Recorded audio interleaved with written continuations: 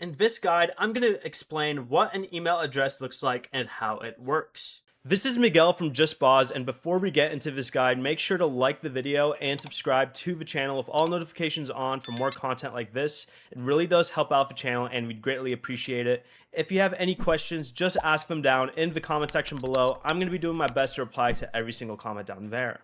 A typical email address might look like this. Example at gmail.com. The first section before the @ where it says example is the username or local part, and this identifies the specific person or mailbox. The @ symbol separates the username from the email provider or domain, and the section after the @ symbol is the domain itself. For example, gmail.com means the email account is hosted through Gmail. Some addresses use other endings such as .net, .org, or .co.uk, so make sure you enter the full address correctly. Businesses and individuals may also use custom domains.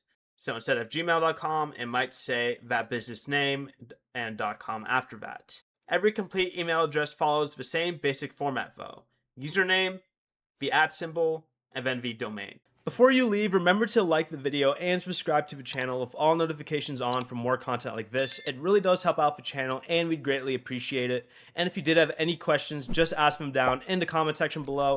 I'm going to be doing my best to reply to every single comment down there. Peace.